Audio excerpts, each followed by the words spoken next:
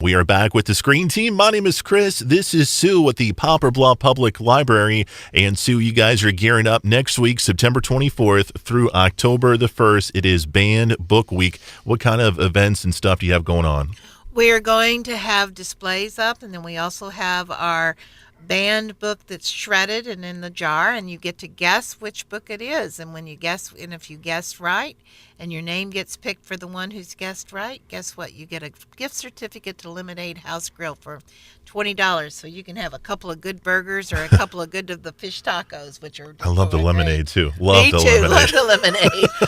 You just have to be careful. That's right. That's right. So our next film, and by the way, we are doing movie reviews of movies that have to deal with banning books. And our first one was Fahrenheit 451. That was a movie that was kind of set in the future.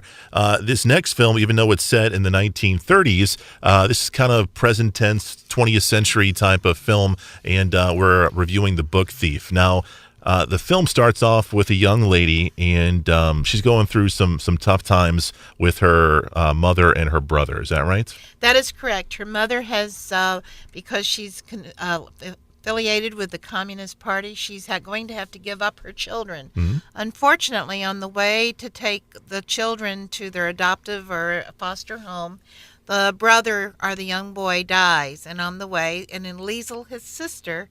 So they bury him on the way, and when they bury him, Liesel is standing there, and she sees beside the grave that there's this book, and she picks it up and she puts it into her coat, hides it more than anything else, and then they go on their way. Liesel's mother leaves her with Hans and Rosa, and Hans and Rosa, one is Emma Watson, is playing Rosa, Mm-hmm. and then Jeffrey Rush. Jeffrey Rush, plays Hans.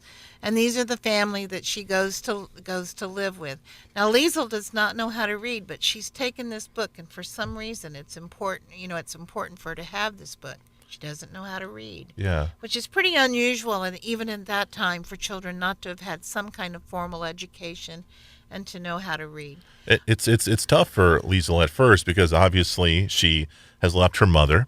Her brother has passed away. She's going to this new family who the adopted father is very warm and inviting and jovial, but the adopted mother, not so much. No, Rosa comes across as being a little harsher and everything, but I'll make a promise to you if you watch the film that you'll see the change in Rosa as time goes on. Yeah. There's always a rainbow there, but the good news is Hans sees that Liesel has this interest in reading, so he starts to teach her how to read from this book. Now I'm going to give you the title of the book. It's called The Grave Digger's Handbook. Remember, she picked it up as she was leaving the cemetery, right, where her brother, and that's the only book she ever has. So she learns to read from this book. There's also some other characters in it. There's Max, who's the Jewish refugee who is fleeing the Germans at this time. And back to what we talked about before, the state. Well, the Germans or the Nazis are the state. And they say that there are some books that are verboten, and those verboten or forbidden books are the ones they don't want people to read because they think it goes against their ideals and what they think is the right way for people to think and be, and that's where it goes. And I said things are going up in flames. Well, we have another where they're burning books. They're out in the middle of the square, and people are throwing books into the flames and into this bonfire. Right. And Liesel stays back. And remember, this is a child about 8 or 9 years old. And she catches a book from the side, and it's still smoldering, so to speak. And she puts it under her coat. Of course, it's a cold winter's night. It does warm her, but she also smoking at the same time. And so there's a little bit of humor there that goes with it. But she then has a great friendship with Rudy, and Rudy is her best friend. And Rudy, I think, falls in love with her immediately. And if you can think of an 8 or 9 year old falling in love immediately, so that's the love interest. If I go any further to tell you what happens, other than the fact that Rudy becomes her champion at school, because remember, she's 8 or 9. She doesn't read. Everybody else does, but she doesn't. But again, books change her life. And then I'm going to fast forward to the end and tell you that there are good things that happen to Liesel, and I want to let you know that that's where that one goes. All right. So The Book Thief, what were your thoughts? Did you enjoy the film, Sue? I really like the film. I'll tell you that the narrator in the film is Death. And if you remember, this is Germany in the 1930s and 1940s, and yes, there is death.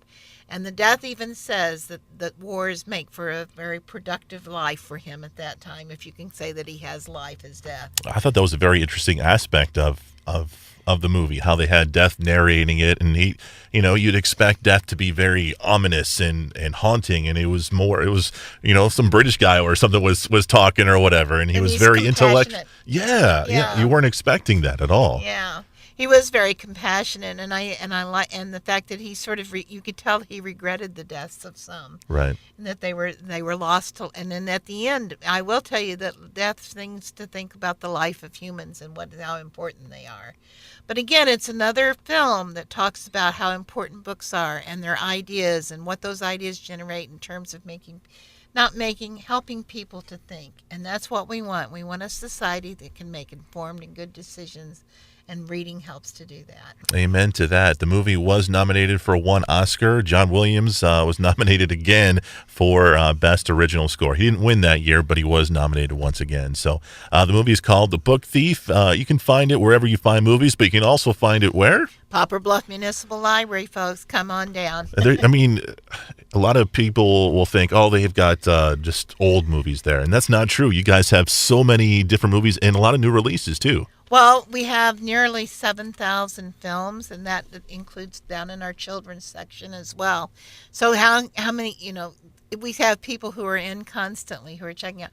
In fact, almost 40% of the number of things that are taken out of the library are films at the library. So that tells you out of the thousands of things that leave, most of them are films. And I got my edition of The Book Thief at the library, and you can get yours too. So check out the collection. You can check it out online or just stop by the Poplar Bluff Public Library today.